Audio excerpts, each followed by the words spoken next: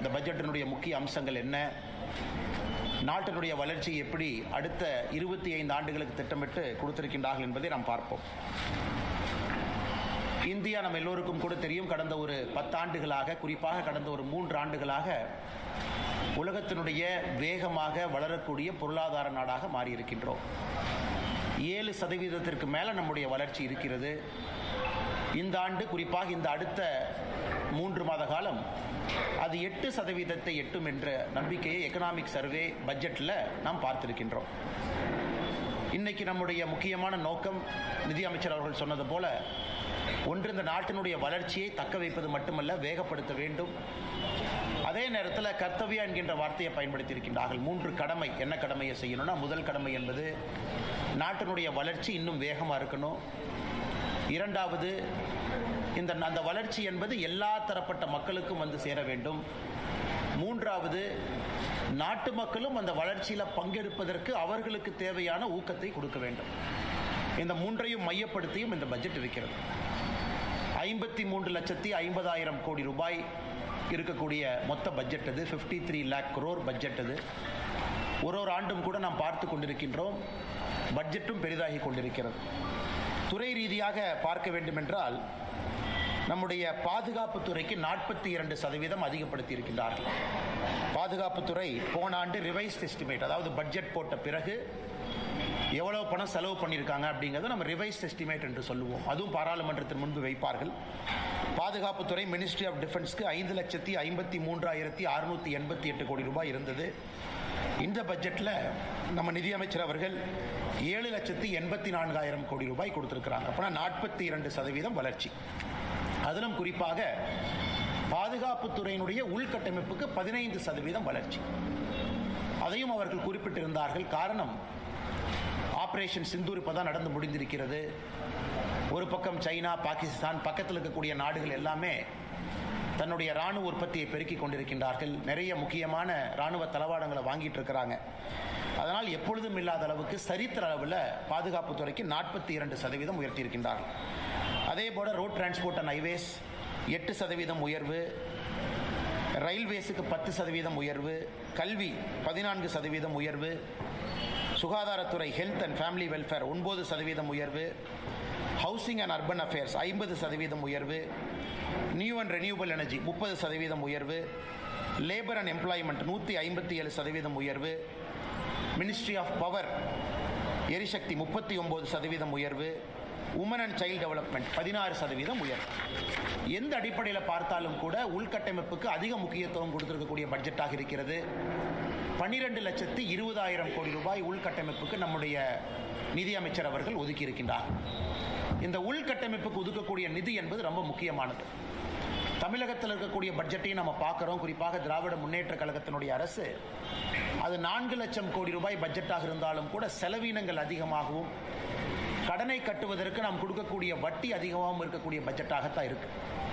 அதில் குறிப்பாக capital expenditure, உள்கட்டமைப்பு, வரக்கூடிய சந்ததிகளுக்கு நம்ம ரோடு கட்டக்கூடிய, பில்டிங், போர்ட்டு, ஏர்போர்ட், அது கொடுக்கக்கூடிய பணம் எப்பொழுதுமே குறைவு தான் தமிழ்நாடு அரசுடைய பட்ஜெட்டை பொறுத்த வரைக்கும். இன்னைக்கு மத்திய அரசு ஒரு ஆண்டும் கூட உயர்த்திக்கிட்டே போறாங்க. போன ஆண்டு 11 லட்சம் கோடியாக இருந்தது. இந்த ஆண்டு 12,20,000 கோடி ரூபாயாக இந்த உள்கட்டமைப்புக்கான நிதியை ஒதுக்கி இருக்கின்றார்கள். இதில் முக்கியமாக தமிழக மக்கள், நம்முடைய சொந்தங்கள் கூர்ந்து கவனிக்க வேண்டியது, இந்த ஆண்டு இன்னொரு ஆண்டும் வித்தியாசமான ஆண்டும் கூட. காரணம், ஃபினான்ஸ் கமிஷனுடைய அறிக்கையை மத்திய அரசுக்கு எக்கனாமிஸ்ட் அரவிந்த் பனகிரியா அவர்கள் கொடுத்திருக்கிறாங்க. இந்த ஃபினான்ஸ் கமிஷன் என்பது ஒரு 5 ஆண்டும் கூட மாநில அரசுக்கும் மத்திய அரசுக்கும் இருக்கக்கூடிய நிதி பகிர்வை பற்றி பேசக்கூடிய ஒரு முக்கியமான அம்சம். ஸோ இன்னைக்கு நம்முடைய பாராளுமன்றத்தின் முன்பு பிப்ரவரி 1ஆம் தேதி வைக்கப்பட்டிருக்கக்கூடிய ஃபினான்ஸ் கமிஷனுடைய அறிக்கை என்பது அடுத்த 5 ஆண்டு காலம் மத்திய அரசுக்கும் மாநில அரசுக்கும் இருக்கக்கூடிய நிதி பகிர்வை பற்றி பேசக்கூடிய அறிக்கை. அரவிந்த் பனகிரியா அவருடைய குழு அளித்திருக்கக்கூடிய 16வது ஃபினான்ஸ் கமிஷனுடைய அறிக்கையை மத்திய அரசு முழுமையாக ஏற்றுக்கொண்டிருக்கின்றார்கள். அதையும் கூட பிப்ரவரி 1ஆம் தேதி பாராளுமன்றத்தில் நிதியமைச்சர் அவர்கள் தெரிவித்திருக்கின்றார்.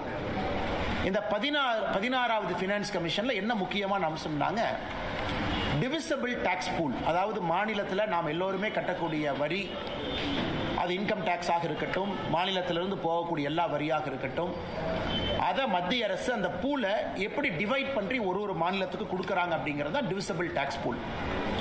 மோடி ஐயா அவர்கள் ஆட்சிக்கு வருவதற்கு முன்பு 2014க்கு முன்பு அந்த நிதி பகிர்வு என்பது 32 விழுக்காடு இருந்துச்சு. அந்த டிவிசிபிள் டாக்ஸ் பூல்ல 32% என்பது எல்லா மாநிலத்துக்கும் பிரித்து கொடுப்பாங்க.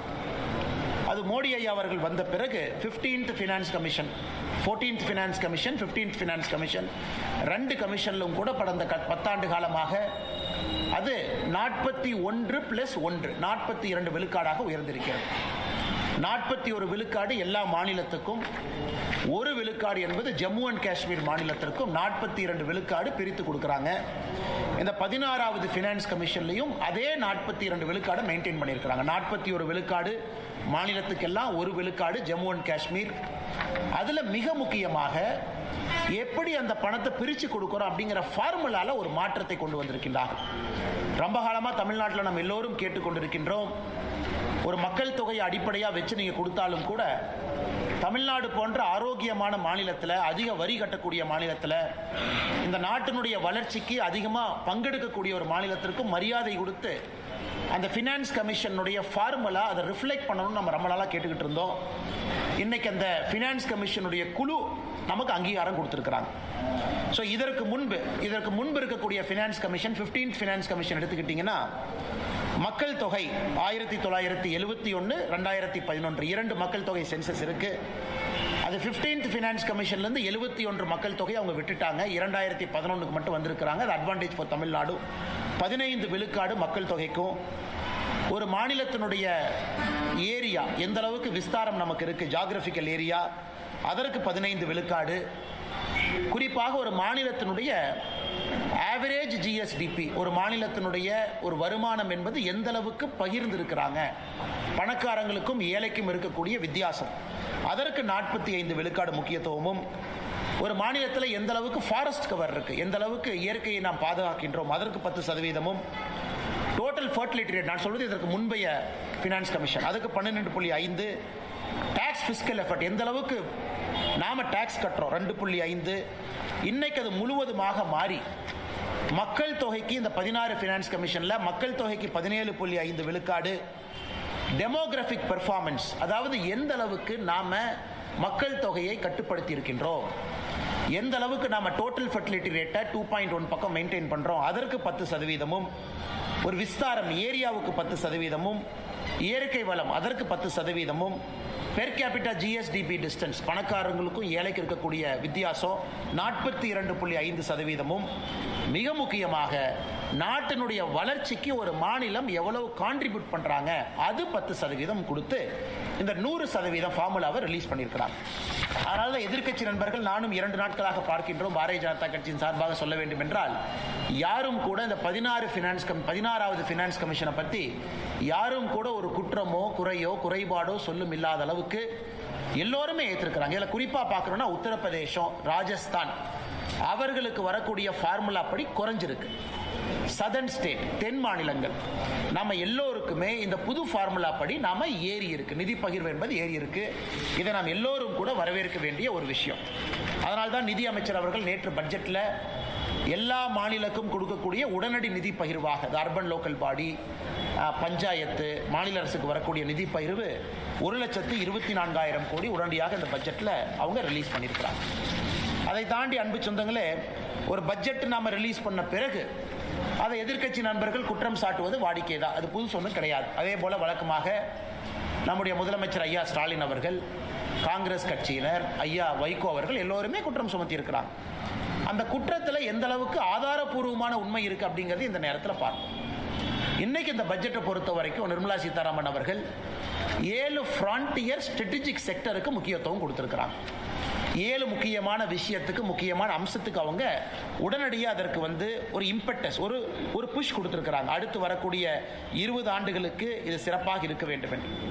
அதன்படி நம்ம பார்க்கிறோம் அப்படின்னா, தமிழ்நாட்டை பொறுத்தவரை நமக்கு கொடுத்திருக்கக்கூடிய ஸ்ட்ராட்டஜிக் செக்டர்ஸ் என்ன, முக்கியமான செக்டருக்கு நமக்கு அனுகூலம் இருக்கும். முதல் முக்கியத்துவம் எது கொடுத்திருக்காங்கன்னா, பயோ ஃபார்மா கொடுத்திருக்கிறாங்க. இன்னைக்கு நாம வால்யூம்ல இருந்து வேல்யூக்கு போகணும் அப்படிங்கறக்காக நாம் இன்னைக்கு உலகத்தினுடைய ஜெனரிக் மெடிசனுடைய தலைநகரமா இருக்கிறோம். இன்னைக்கு பயோஃபார்மா சக்தி அப்படிங்கிற ப்ரோக்ராம்ல 10,000 கோடி ரூபாய் ஒதுக்கி இந்தியாவில் இருக்கக்கூடிய ஹைதராபாத், சென்னை போன்ற எல்லாமே இன்னைக்கு யாருக்கிட்ட எல்லாம் நாம மருந்து துறையில முன்னணியில் இருக்கிறோமோ இதை பயன்படுத்தி பயோஃபார்மா சக்தியை பயன்படுத்தி நாம் இன்னைக்கு மேனுஃபேக்சரிங் ஹப்பை உருவாக்குவதற்கான முயற்சி எடுத்திருக்கிறாங்க. செமிகண்டக்டர் மிஷன் 1, இன்னைக்கு செமிகண்டக்டர் மிஷன் 2. இன்னைக்கு நம்முடைய படித்த இளைஞர்களுக்கு வேலை வாய்ப்பை உருவாக்கி கொடுக்கணும். செமிகண்டக்டர் மிஷனுக்கு 40,000 கோடி ரூபாய் கொடுத்திருக்கிறாங்க. நம்ம வெறும் ஃபேப்ரிகேஷன் மட்டும் இல்ல, முழு இந்தியன் புரோட்டோகால் கம்ப்ளீட் ஸ்டாக் நாம பில்ட் பண்ண போறோம். அதற்கான மிஷின், அதற்கான உற்பத்தி, இதற்கு ஒரு இம்பார்ட்டன்ஸ் கொடுத்திருக்கிறாங்க. 40,000 கோடி ரூபாய். Electronic component manufacturing scheme ECMS, எப்படி PLI ப்ரொடக்ஷன் லிங்க்ட் இன்சென்டிவ்ல தமிழ்நாடு முதல் மாநிலமா இந்தியாவில் இருக்கும். ஆப்பிள் போன்ற பெரிய பெரிய நிறுவனங்கள் தமிழ்நாட்டுக்கு PIL மூலமா வந்திருக்கிறாங்க, PLI மூலமா. இன்னைக்கு இந்த ECMS மூலமா அதற்கும் அடுத்து வரக்கூடிய எலக்ட்ரானிக்ஸ் கம்பெனியும் தமிழ்நாட்டை நோக்கி வர போறாங்க. அதற்கு 40,000 கோடி ரூபாய் ஒதுக்கி இருக்கிறாங்க. ரேர் எர்த் மேக்னெட் இன்னைக்கு சைனா கண்ட்ரோல் பண்றாங்க. நம்ம ஓட்டக்கூடிய கார்ல இருந்து எல்லாத்துக்குமே இன்னைக்கு ரேர் எர்த் மேக்னெட்ஸ் வேணும். மொத்தமா ரேர் எர்த் என்று சொல்றோம்னா அரிதாக கிடைக்கக்கூடிய சில பொருட்கள். அதை light rare earth, heavy rare எர்த்னு சொல்றாங்க. தமிழ்நாடு, ஆந்திரா, ஒரிசா இந்த 3 மாநிலங்கள், கர்நாடகா இந்த 4 மாநிலங்கள் இன்னைக்கு இந்தியாவில் அதிகமாக ரேர் எர்த் மினரல்ஸ் வச்சிருக்கக்கூடிய மாநிலமா வச்சு இருக்கிறோம். நமக்கு செப்பரேட்டா ஒரு காரிடார் அமைச்சு கொடுத்திருக்கிறாங்க. இதுல rare earth corridor promotion, production எல்லாமே அதிகமாக செய்ய வேண்டும் என்று. கெமிக்கல் கூட நம்ம இம்போர்ட் தான் அதிகமாக பண்றோம். அதற்காக ஒரு முக்கியத்துவம் கெமிக்கலுக்கு கொடுத்திருக்கிறாங்க. Chemical park, dedicated chemical park 3 park announce பண்ணியிருக்கிறாங்க. எந்த மாநிலம் என்று சொல்லவில்லை. தமிழகம் போட்டி போட்டு நாம் அதை வாங்கணும். Tool room, equipment manufacturing, container இதையெல்லாம் உருவாக்குவதற்காக 10,000 கோடி ரூபாய் கொடுத்திருக்கிறாங்க. டெக்ஸ்டைல் அடுத்த கட்டம் செல்வதற்காக மெகா டெக்ஸ்டைல் பார்க், சம்ரத் 2.0 இதுவும் தமிழ்நாட்டுக்கு பயன்படும். மிக முக்கியமாக MSME கோயம்புத்தூர்ல நம்ம இருக்கிறோம். இன்னைக்கு சிறு குறு நிறுவனங்கள் வளர்ப்பதற்கு ஒரு பக்கம் நம்ம இத்தனை காலமா கடன் கொடுத்துட்டு இருக்கோம்.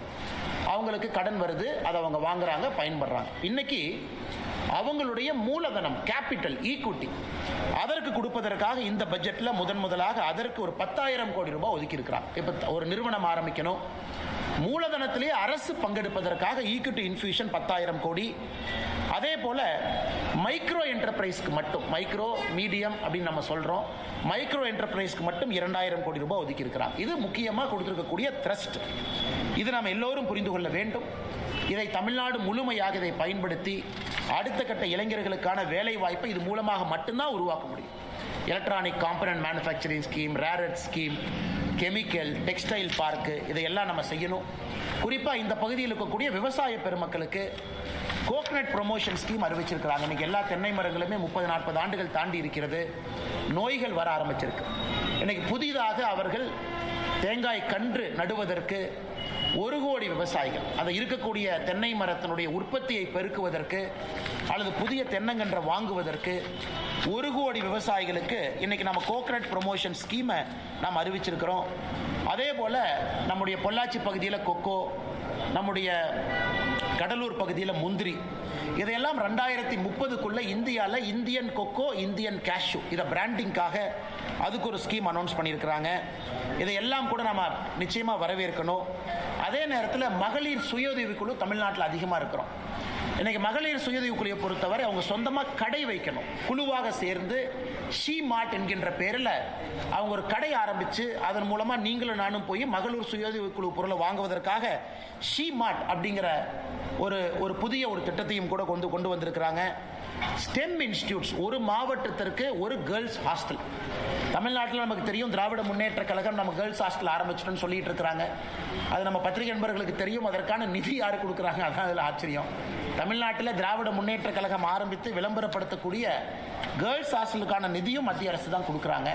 அதனால் இன்னைக்கு அந்த கேர்ள்ஸ் ஹாஸ்டல் இன்னைக்கு இந்தியா முழுவதுமே ஒரு மாவட்டத்திற்கு, குறிப்பாக ஸ்டெம் இன்ஸ்டிடியூட்டுக்கு ஒரு கேர்ள்ஸ் ஹாஸ்டலுக்கு கொண்டு போறாங்க. அது ரொம்ப முக்கியமான ஒரு விஷயம். இத்தனை செய்தும் கூட நேற்று நம்முடைய வைகோ அவர்கள் கோயம்புத்தூர் ஏர்போர்ட்ல ஒரு பேட்டி கொடுத்திருந்தாங்க. ஐயா அவர்கள் இவங்க காத்துல கோட்டை கட்டி கொண்டிருக்கின்றார்கள், எப்படி இந்தியாவுடைய வளர்ச்சியை பெருக்குவாங்க, எப்படி இந்த நாடு அடுத்த கட்டம் போகும்னு கேட்டிருந்தாங்க. இன்னைக்கு நாம் இவ்வளவு செய்தும் கூட 53 லட்சம் கோடி ரூபாய்க்கு ஒரு பட்ஜெட் போட்டும் கூட நம்முடைய டெப்ட் ஜிடிபி ரேஷியோ, அதாவது நம்முடைய கடனும் நம்முடைய ஜிடிபிக்கும் இருக்கக்கூடிய ரேஷியோ 55 விழுக்காடுல இருக்கு. இது ஒரு ஆரோக்கியமான விழுக்காடு. அதே போல நம்முடைய பிஸ்கல் டெபிசிட், வரவுக்கும் செலவுக்கும் இருக்கக்கூடிய அந்த கேப், பிஸ்கல் டெபிசிட்டும் 4.3% இருக்கு. இவ்வளவு செய்தும் கூட ஒரு ஆரோக்கியமான ஒரு சூழ்நிலையை நாம உருவாக்கி இருக்கிறோம். இது எல்லாம் கூட நாம நிச்சயமாக மத்திய அரசு, அம்மையார் நிர்மலா சீதாராமன் அவர்கள் இந்த நேரத்தில் அவர் கொடுத்திருக்கக்கூடிய பட்ஜெட்டை நாம் பாராட்டி வரவேற்கின்றோம். காரணம், எல்லா தரப்பட்ட மனிதர்களுக்கும் இது ஒரு ஆரோக்கியமான பட்ஜெட். விவசாய பெருமக்களாக இருக்கட்டும், கோயம்புத்தூர் போன்ற மாநகரம், மதுரை போன்ற மாநகரம், தூத்துக்குடி போன்ற நகரத்தில் இருக்கக்கூடிய சிறு குறு தொழில் நிறுவனங்களாக இருக்கட்டும், அடுத்த கட்டம் செல்வதற்காக இருக்கட்டும், இது வரவேற்க வேண்டிய பட்ஜெட். ஆதிச்சநல்லூர் அடுத்து மிக முக்கியமாக இந்தியாவில் 15 ஆர்கியாலஜிக்கல் சைட், அதாவது பழம்பெரும் நம்முடைய தொல்பொருள் இருக்கக்கூடிய பகுதி, அதை டெவலப் பண்ணி ஒரு எக்ஸ்பீரியன்ஷியல் கல்ச்சரல் சென்டரா, ஒரு லேசர் ஷோ, ஒரு நல்ல மியூசியம், நிறைய குழந்தைகள் வந்து நம்முடைய பாரம்பரியத்தை பற்றி கற்றுக்கொள்வதற்காக அதற்கு ஒரு பெரிய நிதியை ஒதுக்கி இருக்கிறாங்க. Immersive story telling facility. ஏன்னா இன்னைக்கு நீங்க பார்த்தீங்கன்னா தமிழ்நாட்டில் நம்முடைய சொந்தங்கள் யாராவது கலைஞர் ஐயாவுடைய மியூசியம் சென்னையில் இருக்கு, அது போய் பார்த்தீங்கன்னா ஒரு சிறந்த மியூசியம், ஒரு state of the art, 4D 5D. ஆனால் தன்னுடைய தந்தையார் அவர்களுக்கு நம்முடைய முதலமைச்சர் அவர்கள் அவ்வளவு நிதி போட்டு ஒரு கலைஞர் மியூசியத்தை அடுத்த கட்டத்துக்கு எடுத்துட்டு போயிருக்காங்க. நாங்கள் வரவேற்கிறோம். தமிழ்நாட்டினுடைய முதலமைச்சர் எல்லாம் போய் பார்க்கணும், என்ன செஞ்சிருக்காருன்னு பார்க்கணும். ஆனால் மற்ற இடத்துக்கு அதை கொண்டு போகல. இன்னைக்கு மத்திய அரசு ஆதிச்சநல்லூருக்கு நாம் அதை கொண்டு வர்றோம். அதே போல state of the art museum நம்ம கொண்டு வர்றோம். அது நிச்சயமாக பல பேருக்கு பயன் பெறும். அன்பு சொந்தங்களே, இதையெல்லாம் தாண்டி ரயில்வே துறையை பொறுத்தவரை மிக முக்கியமாக 2-3 விஷயங்கள் உங்களுக்கு சொல்லணும். 2026-27 ஒரு சரித்திர ஆண்டு ரயில்வேயை பொறுத்த வரைக்கும் தமிழ்நாட்டுக்கு 7611 கோடி ரூபாய் ஒதுக்கி இருக்கிறாங்க. இதை ஒரு பெர்ஸ்பெக்டிவ்ல, ஒரு உதாரணத்துக்கு சொல்லணும்னா, யூபி அரசு காங்கிரஸ் ஆட்சியினுடைய கடைசி பட்ஜெட் அவங்க போட்டப்ப தமிழகத்திற்கு மொத்தமா 2009 14 வரை கடந்த 5 ஆண்டுகள் அவங்களுடைய கடைசி 5 ஆண்டுகள் 879 கோடி கொடுத்திருந்தாங்க. ஆனா இந்த ஒரு ஆண்டுல மட்டும் ரயில்வே பட்ஜெட் 7611 கோடி. இன்னைக்கு தமிழ்நாட்டில் எவ்வளவு ரயில்வே வேலைகள் நடந்து கொண்டிருக்குன்னு கேட்டீங்கன்னா 35,701 கோடி ரூபாய் பொறுமானமான வேலைகள் நடந்து கொண்டிருக்கிறது. 77 ஸ்டேஷன் அமிர்த் ஸ்டேஷனாக இன்னைக்கு டெவலப்மெண்ட் போயிட்டு இருக்கு. அதுக்கு 3147 கோடி ரூபாய். 18 ரயில்வே ஸ்டேஷனை முழுமையாக நம்ம வேலையை முடிச்சிருக்கோம். சிதம்பரம், மன்னார்குடி, போலூர், மணப்பாறை, சின்ன சேலம் வரைக்கும். பொள்ளாச்சி ஜங்ஷன் ஃபேஸ் 2 வேலைகள் நடந்து கொண்டிருக்கிறது. வந்தே பாரத் தமிழ்நாட்டில் 9 பேர் வந்தே பாரத்தினுடைய சர்வீஸ் இருக்கு. அமிர்த் பாரத் 9 பேர் இருக்கு. இன்னைக்கு அடுத்த கட்டம் ரயில்வே எடுத்துட்டு போயிருக்கிறாங்க. 16 லட்சம் கோடி ரூபாய் ஒதுக்கி இருக்கிறாங்க. ஹை ஸ்பீட் ரயில் நெட்வொர்க் 16 லட்சம் கோடி. இன்னைக்கு நாம வேறு யூரோப்பிய நாடுகளுக்கெல்லாம் போறோம். அதிகமாக மக்கள் வந்து மிக வேகமாக ரயில்வே சேவையில போறாங்க. எப்படி ரயில்வேயை மாடர்னைஸ் பண்ணி அதை எலக்ட்ரிஃபிகேஷன் பண்ணி அப்புறம் நாம வந்தே பாரத், அமிர்த் பாரத் கொண்டு வந்து இன்னைக்கு அடுத்த கட்டத்தை நோக்கி இந்தியா நகருது. 16 லட்சம் கோடி ரூபாய் இந்தியா முழுவதும் ஒதுக்கி அதில் குறிப்பாக 2 லைன் நமக்கு ஹைஸ்பீட் நெட்வொர்க் கிடைக்குது. சென்னை டு பெங்களூர் ஒரு லைன், சென்னை டு ஹைதராபாத் ஒரு லைன். சென்னை பெங்களூர் இந்த ஹைஸ்பீட் நெட்வொர்க் வந்த பிறகு 1 மணி நேரம் 13 நிமிஷத்தில் சென்னையிலிருந்து பெங்களூருக்கு நம்மால் இந்த ட்ரெயினில் போக முடியும். ஸ்பீடு கிட்டத்தட்ட 300 கிலோமீட்டர் தாண்டி 320 கிலோமீட்டர் தாண்டி பெர் ஹவர் இந்த ஸ்பீடு இருக்கும். அதே போல சென்னை ஹைதராபாத் அதுவும் ஒரு முக்கியமான ஒரு தடம். 3 மணி நேரத்திற்கு கீழே சென்னை ஹைதராபாத் அந்த ரயில் சேவை ரயில்வே ஸ்பீட் நெட்வொர்க் அதை கொண்டு வர்றாங்க. இது நம்ம நிச்சயமா வரவேற்கணும். நிறைய இளைஞர்கள் மிக வேகமாக ஒரு தலைநகரிலிருந்து இன்னொரு தலைநகரத்துக்கு போயிட்டு வருவதற்கான ஒரு சாத்தியக்கூறுகள் இருக்கு. மொத்தமாக இதற்கு மட்டுமே ஒதுக்கி இருக்கக்கூடிய பணம் என்பது 16 லட்சம் கோடி ரூபாய். இது அடுத்து வரக்கூடிய பல ஆண்டுகளில் இந்த திட்டம் நடக்கும்.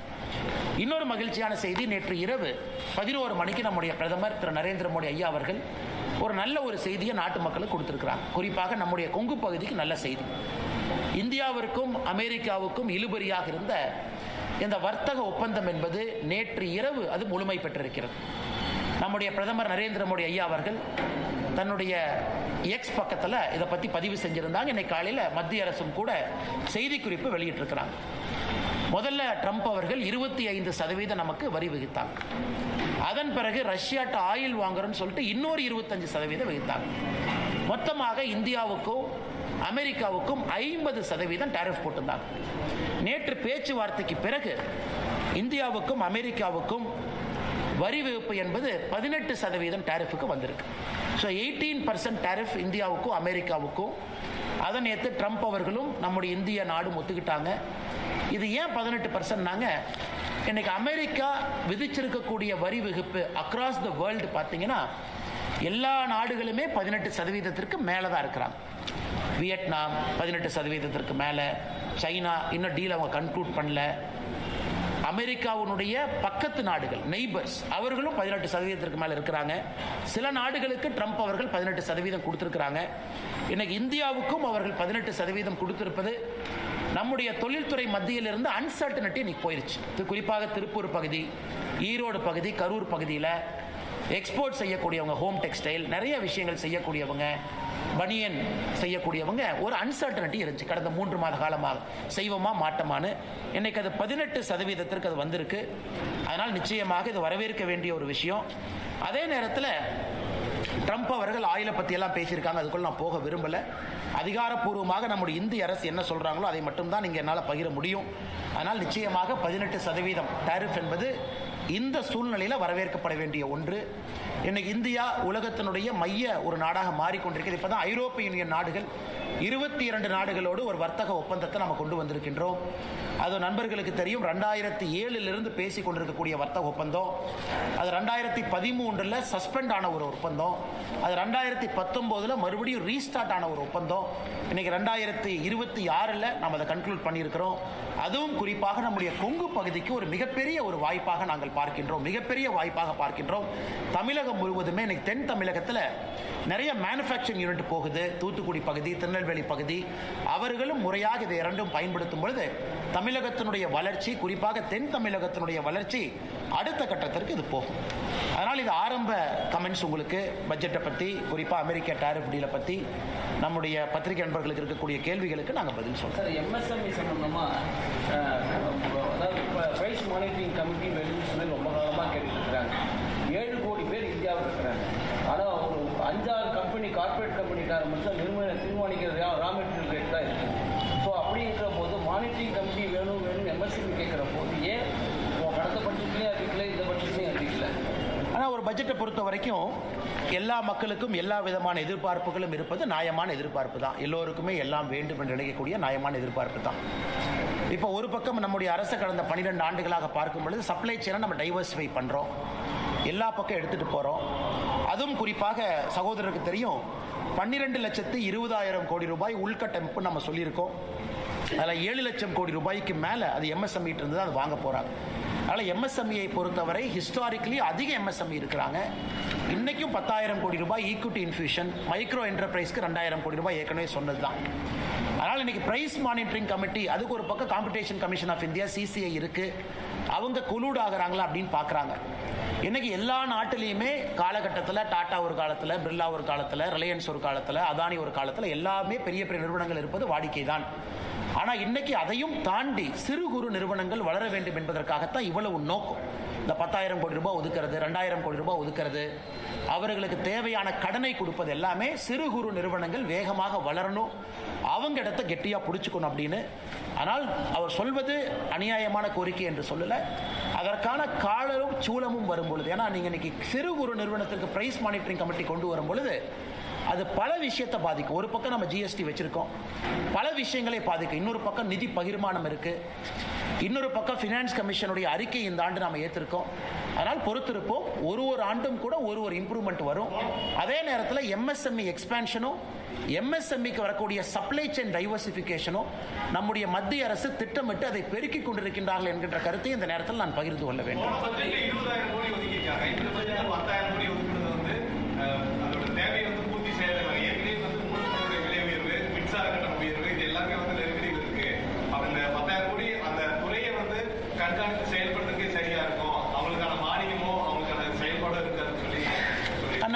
நம்ம எம்எஸ்எம்இக்கு கொடுக்கக்கூடிய கடன் என்பது எந்த விதத்திலும் கூட அது குறையல, அது வழக்கம் போல அது வந்துகிட்டே தான் இருக்கு. இந்த ஆண்டு நாம் கொடுத்திருப்பது 10,000 கோடி ரூபாய் ஈக்விட்டி இன்ஃபியூஷன். அதாவது நான் ஒரு கம்பெனி ஆரம்பிக்கிறேன், 100% என்னுடைய காசை போட்டு நான் ஆரம்பிக்கிறேன், அல்லது என்னால் பணம் போட முடியலன்னா நான் 40% டெப்டா வாங்குறேன், பேங்க்ல போய் கடன் வாங்குறேன். இந்த பட்ஜெட்ல முதலாக நாம் சொல்லியிருப்பது 10,000 கோடி ரூபாயும் நீங்க போடக்கூடிய மூலதனத்தில் மத்திய அரசு பங்கேற்கும் என்று சொல்லியிருக்கின்றோம். இது முதல் முறையாக ஈக்விட்டி இன்ஃபியூஷன், அதாவது கடன் கிடையாது, அவர்கள் போடக்கூடிய மூலதனத்தில் அவர்களோடு மத்திய அரசு ஈக்விட்டி போடுது. இது அமெரிக்காவில் ட்ரம்ப் வந்த பிறகு கவர்மெண்டே ஒரு ஸ்டேக் எடுக்கிறாங்க. ஆனால் நிச்சயமாக இது முதல் முறை. மற்றபடி எம்எஸ்எம்இக்கு நம்ம கொடுக்கக்கூடிய சலுகைகள், எம்எஸ்எம்இக்கு கொடுக்கக்கூடிய புஷ், இந்த 12 லட்சம் கோடியில் கூட 7 லட்சம் கோடி ரூபாய்க்கு மேல உள்கட்டமைப்பு எம்எஸ்எம்இ இருந்தா நம்ம அதை வாங்க போறோம். அது எப்பொழுதுமே எம்எஸ்எம்இயின் பக்கம் அரசு இருக்கு, அதில் எந்த மாற்று கருத்தும் இல்லை. அதே நேரத்தில் எலக்ட்ரிக் பில் போயிருச்சு. ஒரு பக்கம் மத்திய பிரதேசில் எம்எஸ்எம்இ இருக்கும் பொழுது ஒரு யூனிட் ₹1 கொடுக்குறாங்க. ஆனால் தமிழகத்தில் திராவிட முன்னேற்ற கழகத்தினுடைய ஆட்சியில் ஒரு யூனிட் எவ்வளோன்னு உங்களுக்கும் தெரியும், ₹5, ₹6, ₹7 போயிட்டே இருக்கு.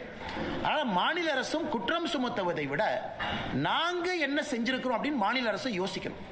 நம்ம ஊர்ல எம்எஸ்எம்இ தலைநகராக தமிழ்நாடு இருந்துகிட்டு இருக்கணும்னா மாநில அரசு என்ன முக்கியத்துவம் கொடுத்திருக்கோம். ஆனால் நிச்சயமாக எம்எஸ்எம்இயை பொறுத்தவரை அடுத்த கட்டம் எடுத்து செல்வதற்கான பட்ஜெட்டாக மட்டும்தான் இந்த பட்ஜெட் அமைஞ்சிருக்கு. குறிப்பாக எம்எஸ்எம்இ நண்பர்களுக்கு இன்னொன்று நம்ம சொல்லிக்கொள்ள விரும்புகிறோம். இந்தியா ஐரோப்பிய யூனியன் டீல் அது எம்எஸ்எம்இ பெனிஃபிட் ஆகும். India America deal MSME benefit ஆகும். நாம் வந்த பிறகு மத்திய நாடுகளோடு, குறிப்பாக மிடில் ஈஸ்ட் கண்ட்ரீஸோடு நம்ம டீல் போட்டிருக்கோம். கொரியா, ஜப்பானோடு நம்ம எக்கனாமிக் கோஆபரேஷன் அக்ரிமெண்ட் கொண்டு வந்திருக்கோம். கனடாவோடு கொண்டு வந்திருக்கிறோம். இது எல்லாமே இங்க இருக்கக்கூடிய எம்எஸ்எம்இ அடுத்த கட்டம் செல்லும் பொழுது மட்டும்தான் உங்களுக்கு பயன் கிடைக்கும். அதற்கான முயற்சியும் நம்முடைய அரசு எடுத்துக்கொண்டிருக்கிறது.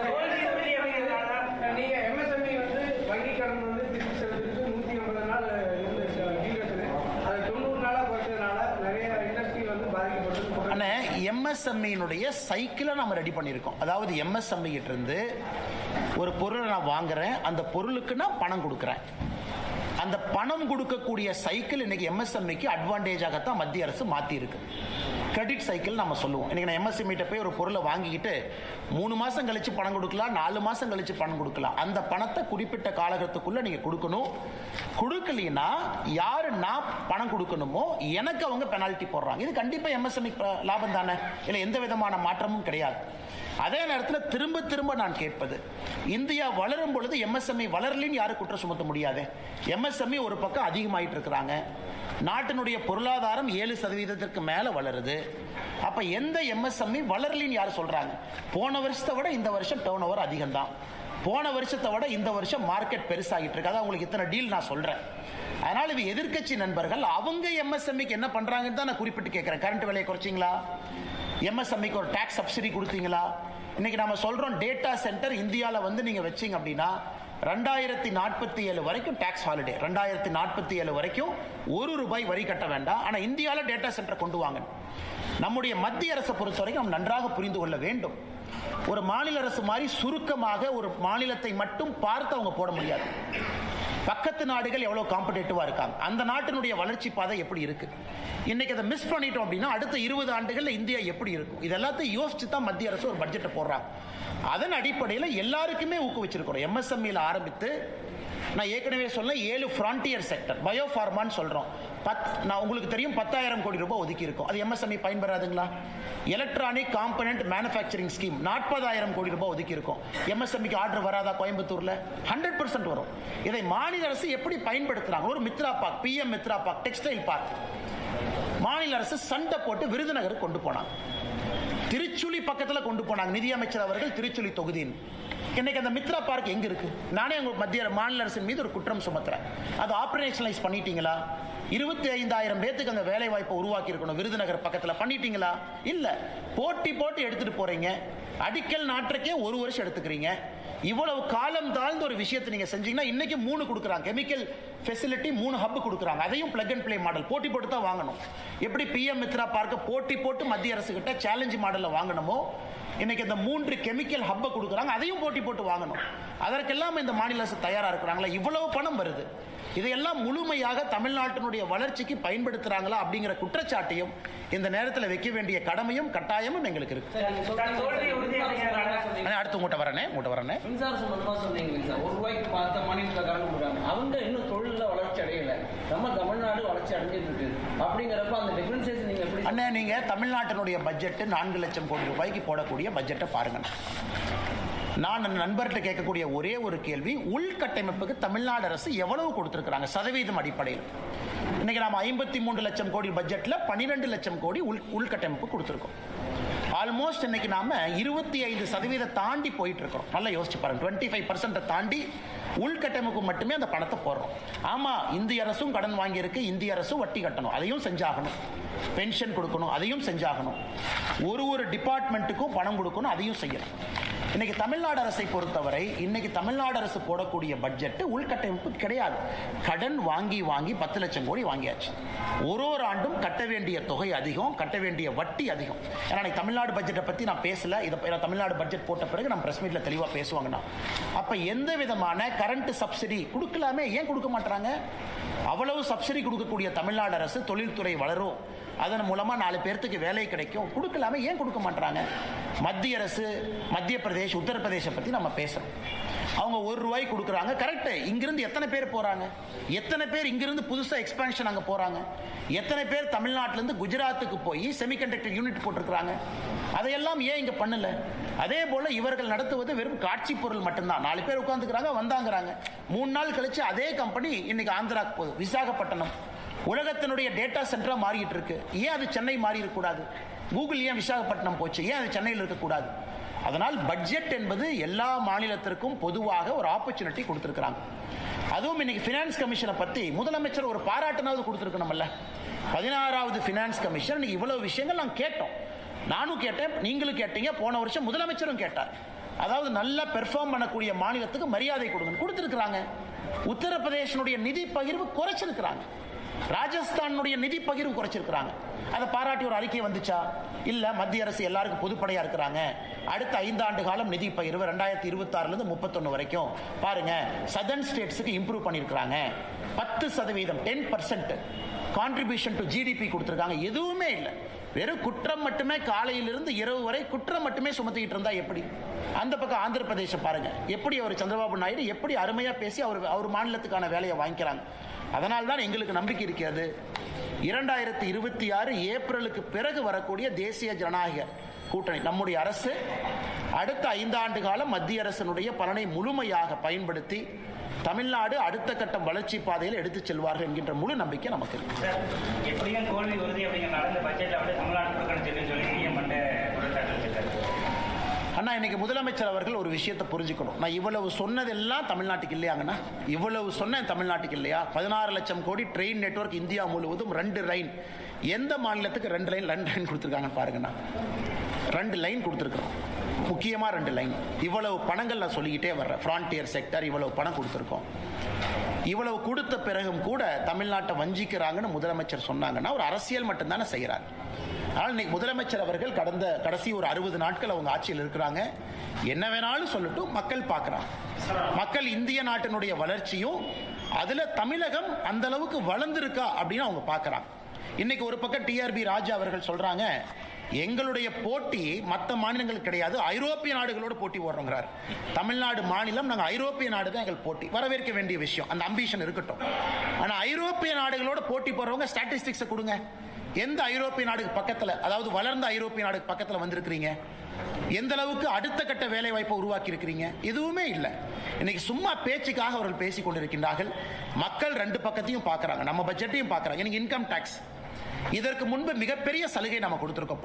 12 லட்சம் ரூபாய் வரைக்கும் யாருக்கு வருமானம் இருக்கோ அவர்களுக்கு நாம 0 டாக்ஸ் பண்ணியிருக்கோம். அதனாலதான் இந்த பட்ஜெட்ல இன்கம் டாக்ஸ் நம்ம கை வைக்கல. ஏன்னா ஒரு பட்ஜெட்லும் இன்கம் டாக்ஸ் ஸ்லாப் மாறும், அதே ஒரு பேசும் பொருள். ஒரு அரை மணி நேரம் இன்கம் டாக்ஸ் பத்தி பேசுவோம். இந்த வருஷம் இன்கம் டாக்ஸ் ஏன் பேசும் பொருள் இல்லை என்றால், மத்திய அரசு இதற்கு முன்பு இன்கம் டாக்ஸ் ரீஜெக்ட் பண்ணியிருக்கிறாங்க. புதிய இன்கம் டாக்ஸ் ஆக்ட், இன்னும் எளிமையான ஆக்ட் 1 ஏப்ரல் 2026 இருந்து நடைமுறைக்கு வருது.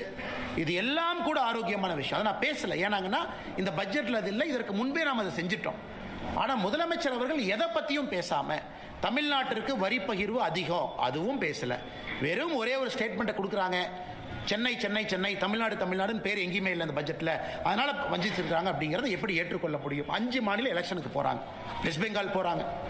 வெஸ்ட் பெங்கால்ங்கிற வார்த்தை எவ்வளவு பயன்படுத்தி இருக்கிறோம்னா, ஒரு டிரான்ஸ்போர்ட் காரிடார் ஒன்று இருக்கு, ஒரு ஹை ஸ்பீட் நெட்வொர்க் சிலிகுரியிலிருந்து வாரணாசி இருக்கு. இப்ப அசாம் போகுது. எத்தனை முறை அசாமை பயன்படுத்தி இருக்கிறோம்? இதுக்கு பாண்டிச்சேரி போது பயன்படுத்தி இருக்கிறோமா, கேரளா போது பயன்படுத்தி இருக்கிறோமா, எல்லா மாநிலத்திற்கும் நல்ல ஒரு பட்ஜெட்டை கொடுத்திருக்கிறோம். தமிழ்நாடு முழுமையாக இதை பயன்படுத்திக் கொள்ள வேண்டும் என்கின்ற வேண்டுகோளை மாநில அரசுக்கு வைக்கின்றோம். அண்ணா இறந்து பல ஆண்டுகள் ஆனாலும் அண்ணா தான் இன்றைக்கு வரைக்கும் அண்ணாவின் ஆட்சி தான் தமிழகத்தில் நடந்துட்டு சொல்லி முதலமைச்சர் சொல்லியிருக்காரு. அண்ணா பேரறிஞர் அண்ணா அவர்கள் மிக முக்கியமான தலைவர். 1967 ஆட்சிக்கு கிடைத்தது 2 ஆண்டுகளாக இருந்தாலும் கூட ஒரு கொள்கை பிடிப்பான தலைவர், அதில் எந்த மாற்று கருத்து இல்லை. அவர் திராவிட கழகத்திலிருந்து டிஎம்கே எவ்வளோ பேலன்ஸ் பண்ணி போனார். ஒரு கடவுள் மறுப்பு கொள்கையிலிருந்து ஒன்றே குலம் ஒருவனே தேவன் என்கின்ற அடிப்படையில் எல்லோரையும் அரவணைத்து போன ஒரு மனிதர். ஆனால் இன்னைக்கு அண்ணாவுடைய ஆட்சிக்கும் டிஎம்கே ஆட்சிக்கு என்னங்க அண்ணா சம்பந்தம் தெரியாமல் நான் கேட்குறேன். அண்ணாவுடைய குடும்பம் எங்க இருக்கிறாங்க யாருக்குமே தெரியாது. அண்ணாவுடைய பேர குழந்தைகள் எங்க இருக்கிறாங்க யாருக்குமே தெரியாது. இன்னைக்கு அதே அண்ணா ஆட்சியை நாங்க பின்பற்றோம்னா இது எப்படி இருக்குனாங்கன்னா, அந்த மாடு மேல காக்கா உட்காரும், நல்ல பசுமாட்டு மேல காக்கா உட்காரும். இந்த பசுமாட்டு மேல இருக்கக்கூடிய உனி எல்லாம் அந்த காக்கா கொத்தி கொத்தி சாப்பிடும். அந்த மாதிரி அண்ணா என்கின்ற நல்ல பசுமாடு மேல உட்கார்ந்து இருக்கக்கூடிய காக்காவாகத்தான் இன்னைக்கு டிஎம்கே ஆட்சி இருக்கு. மக்களை பிடுங்கி சாப்பிடக்கூடிய ஆட்சியாக. அண்ணாவுடைய குடும்பம் எந்த அரசியல் பக்கமே வரல. இவருடைய தந்தையார், அதன் பிறகு இவருடைய மகன், இன்னைக்கு இவருடைய பேரை எல்லாமே அண்ணாவுடைய வழியை நாங்க பின்பற்றோம்னு சொன்னா எப்படி ஏத்துக்க முடியும்? யார் ஏத்துக்குவாங்க? அண்ணா இதுல கரப்ஷன் இருந்துச்சு 65 இருந்து 67 இல்ல, இன்னைக்கு கரப்ஷன் இருக்கு. அண்ணா அவர்கள் காலத்துல இவ்வளவு மக்கள் ஒரு சித்தாந்தத்தையே வெறுக்கக்கூடிய அளவுல இன்னைக்கு எப்படி ஆச்சுனாங்கன்னா, டிஎம்கே மேல இருக்கக்கூடிய வெறுப்பு திராவிட சித்தாந்த வெறுப்பாக மாறி இருக்கிறது. நல்ல அரசியலை கூர்ந்து கவனிச்சு அப்படின்னா, எனக்கு திராவிட முன்னேற்ற கழக ஆட்சியின் மீது இருக்கக்கூடிய வெறுப்பு திராவிட சித்தாந்தத்தின் மீது இருக்கக்கூடிய வெறுப்பாக இது மாறி இருக்கிறது. அதெல்லாம் இந்த எலெக்ஷன்ல தெரியுங்கன்னா, ஓட்டில் நீங்க பார்க்கும்போது தெரியும். எந்த சம்பந்தம் இல்லை, சும்மா பிறந்த நாள் அன்னைக்கு உங்க அண்ணாவை நினைச்சுக்கலாம், பேரறிஞர் அண்ணாவுக்கு மாலை போடலாம், ஒரு 4 நல்ல விஷயத்த சொல்லலாம். ஒரு டிஎம்கே மினிஸ்டரை கூப்பிட்டு ரூமை சாத்திட்டு கையில் ஒரு பேப்பரை கொடுத்து அண்ணாவை பத்தி 10 லைன் எழுதுனா யாருக்கு எழுத தெரியாது. நீங்க ரூமை சாத்திட்டு ஒரு டிஎம்கே மினிஸ்டர் உள்ள உட்கார வச்சுட்டு பேப்பர் பேனாவை கொடுத்து அண்ணாவை பத்தி 10 எழுதுங்க அப்படின்னு. அந்த 10ல எத்தனை நீங்க ஃபாலோ பண்றீங்க? இன்னைக்கு வேணா பரிச்சை வச்சு பாருங்க, யாருக்குமே தெரியாது. ஆனா அண்ணா அண்ணா அண்ணான்னு பிறந்த நாள் அன்னைக்கு, அவருடைய இறந்த நாள் அன்னைக்கு பேசுவது மட்டுமே வாடிக்கையா வச்சிருக்கிறாங்க. ஆனா எத்தனை துரோகிகள் இருந்தாலும் அப்படின்னு யாருக்குண்ணா? அண்ணா இன்னைக்கு முதலமைச்சர் அவர்கள் கொஞ்சம் எலெக்ஷன் டேட்டாவை கரெக்டா பாக்குறாருன்னா, இந்த லோக்சபா எலெக்ஷன் 2024 என்பது அவருக்கு ஒரு அறிகுறி தான். அவங்க ஜெயிச்சிருக்கலாம், ஏன்னா இந்த ஃபர்ஸ்ட் பாஸ்ட் போஸ்ட் மாடல்ல ஜெயிச்சிருக்கலாம். அது 50%, 53% இருந்த வாக்கு அன்னைக்கு அது 46, 47 வந்துருச்சு. இன்னைக்கு ஒரு இணக்கம் இல்லாத ஒரு கூட்டணி, முதலமைச்சர் அப்படியே டெல்லிக்கு யாரோ தூதுவர் அனுப்புறாரு. அவங்களுக்குள்ள என்ன டீல் எனக்கு தெரியல. ராகுல் காந்தி அவங்களுக்கும் ஸ்டாலின் அவங்களுக்கும் ஏதோ அஸ்ஸாமில் தேர்தல் நடக்குதுங்கிறாங்க, காங்கிரஸ் ஃபண்ட் இல்லைங்கிறாங்க, அதை பற்றி நான் போக விரும்பலைங்கன்னா, ஒரு ஆட்சி டிஎம்கே இருக்கு, யாருக்கு ஃபண்டு கொடுக்குறாங்க அதெல்லாம் அதை பற்றி நான் பேச விரும்பலைங்கன்னா ஏதோ ஒரு டீலை போட்டுக்கிட்டாங்க. அதனால இது உடஞ்சு போன கண்ணாடியை ஒரு பசை வச்சு ஒட்டிக்கிட்டாங்க. அந்த பசை வச்சு ஒட்டின கண்ணாடி தூக்கிட்டு சுத்திட்டு இருக்கிறாங்க. அந்த கண்ணாடியில் முகம் பார்த்தா எப்படிங்கன்னா இருக்கும். அதனால கனிமொழி அவர்கள் சிறப்பா இருக்கு. ஒரு காங்கிரஸினுடைய மாநில தலைவர் எப்படின்னா, ஒரு கட்சியிலிருந்து ஒருத்தரை சஸ்பெண்ட் பண்ண முடியாத அளவுக்கு ஒரு காங்கிரஸினுடைய தமிழகத்தினுடைய மாநில தலைவர் சுத்திட்டு இருக்காரு. ஏங்க உங்க கட்சிக்கு எதிராக ஒருத்தர் பண்ணாரு, உங்க கட்சிக்கு எதிராக திரு விஜய் அவர்களை போய் சந்திச்சு ஆக்ஷன் எடுத்தீங்களா? டெல்லிக்கு எழுதிட்டேன். இதுதான் தமிழ்நாட்டுக்கு வேண்டாம். ஒரு சஸ்பெண்ட் பண்றது கூட டெல்லிக்கு போகணுமா? ஒரு சஸ்பெண்ட் பண்றது கூட அது மல்லிகார்ஜுன கார்கே அவங்க பார்க்கணுமா? அப்படி இருக்கக்கூடிய காங்கிரஸ் கட்சியை தான் நாங்க அடிமை கட்சின்னு சொல்றோம். எதுக்கு அடிமை கட்சினா, ஒரு கட்சியில் இருக்கக்கூடிய ஒரு தொண்டனை கூட சஸ்பெண்ட் பண்ண முடியல, அதுக்கும் டெல்லிக்கு போகணும்னா என்ன கூட்டணி வச்சிருக்காங்க? எப்படி அந்த கூட்டணி விளங்கும்? எப்படி அந்த கூட்டணி ஜெயிக்கும்? எப்படி அந்த கூட்டணிக்கு மக்கள் ஓட்டு போட போறாங்க? ஆனால் நிச்சயமாக அவங்க என்ன வேணாலும் சொல்லட்டும், கெட் அவுட்னு சொல்லட்டும், கெட்டுன்னு சொல்லட்டும், இந்த முறை தேசிய ஜனநாயக கூட்டணி கெட்டுன்னு தான், அதுல எந்த மாற்று கருத்தும் இல்லை.